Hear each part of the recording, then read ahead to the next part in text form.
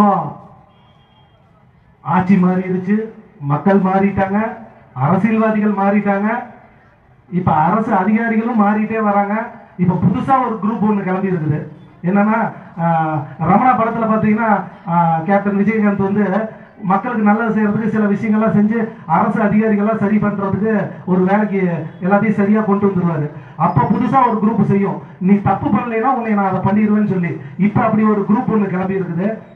எந்த பிரச்சனையெல்லாம் மக்களுக்கு தேவையான திட்டங்களை மக்களுக்கு கொண்டு போகலாம், எந்த இடத்துலையும் லஞ்சம் கிடையாது, ஊழல் கிடையாது அப்படின்னு இப்ப சில பேர் வயிற்று பொழப்புக்காக அந்த லஞ்சம் போலல வேற வழியில இந்த வாயை வாடகைக்கு விட்டு போய்க்கிறாங்க பாத்தீங்களா, இந்த வாயை வாடகைக்கு விட்டு என்ன வேணாலும் பேசுறாங்க பாத்தீங்களா.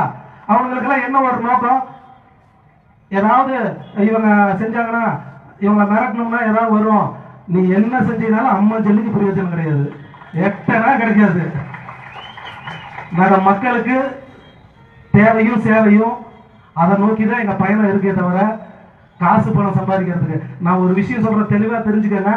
இன்னைய வரலும் என் கழக தோழர்கள் இந்த அளவுக்கு இந்த மேடையில என்னை உட்கார வச்சுட்டு அவங்க கீழே உட்கார்ந்து இருக்கிறாங்க. ஒரே காரணம் என் தலைவர் தளபதி முகத்துக்காக. எந்த எதிர்பார்ப்பும் இல்லாம நாளைக்கு இவர் வந்தாருன்னா நமக்கு வீடு வாங்கி கொடுத்துருவாரு, கார் வாங்கி கொடுத்துருவாருங்கிற எண்ணமெல்லாம் கிடையாது. எங்களுடைய மிகப்பெரிய சந்தோஷமே மக்களுக்கு நல்லது செய்ய. ஒரு காலத்துல சிரமப்பட்டு இருந்தோம், இன்னைக்கு உட்கார்ந்த இடத்துல மக்களுக்கு நல்லது செய்ய வாய்ப்பை எங்க தலைவர் தளபதி எங்களுக்கு வாங்கி கொடுத்துருக்கிறாரு. அது எங்களுக்கு போதும். நாங்க ஆண்டவ முன்னித்துல நல்லா இருக்கிறோம், நல்லா சம்பாதிக்கிறோம், எங்க குடும்பம் நல்லா இருக்குது, அது எங்களுக்கு போதும். எங்க உழைப்புல எங்க தேவைக்கு போக என்ன மீதி இருக்கோ எங்களால முடிஞ்ச அளவுக்கு மக்களுக்கு செய்யறோம். அப்படி செஞ்சுட்டு இருந்த நாங்க இன்னைக்கு அரசாங்கத்துல இருக்கிற நலத்திட்டங்கள் அத்தனையுமே மக்களுக்கு 100% ₹1 ஊழல் இல்லாம கொண்டு போய் சேர்க்கணுங்கிறதா தமிழக வெற்றி கழகத்தோட நோக்கம். அதைத்தான் இன்னைக்கு நாங்க செஞ்சுட்டு இருக்கிறோம். உங்களுக்கு ₹5 ₹10 கிடைக்கணுங்கிறதுக்காக இல்லாத ஒரு விஷயம். எனக்கு நேற்று சமூக வலைதளத்துல எனக்கு ஒருத்தர் போட்டிருக்கிறாங்க, எனக்கு அவன் பேசுனது கூட பிரச்சனை இல்லை, எனக்கு வரிசையா அதை வாட்ஸ்அப் பண்றாங்க பாருங்க. அப்படியே என்னடா இது, ரேஞ்ச் ரோவர் கார் வாங்கி மாட்டுக்கொட்டாயில நிறுத்தி வச்சிருக்கிறாமா, ரேஞ்ச் ரோவர் கார் வாங்கி. அதையும் சொல்லிட்டு சொல்யூஷன் அவனே சொல்றான், ஆண்டுக்கு ஒரு 10 ரேஞ்ச் ரோவர் கார் தான் விற்கும். அந்த 10 ரேஞ்ச் ரோவர் காரு யார் வாங்கி இருக்கிறாங்கன்னு கணக்கெடுத்தோம்னாவே அமைச்சர் மாட்டிக்குவாரு. ஒன்றும் பிரச்சனை இல்லை.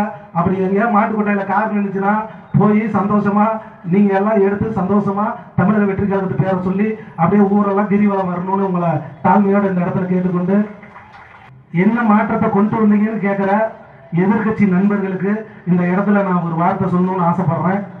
இன்னைக்கு ஆளுங்கட்சி ஆயும் தன்னுடைய உழைப்புல பெட்ரோல் செலவு பண்ணி காசு செலவு பண்ணி இன்னைக்கு இந்த கூட்டம் கூடி இருக்குது. யாருக்கும் 10 பைசா கொடுத்து கூட்டம் சேர்க்கல.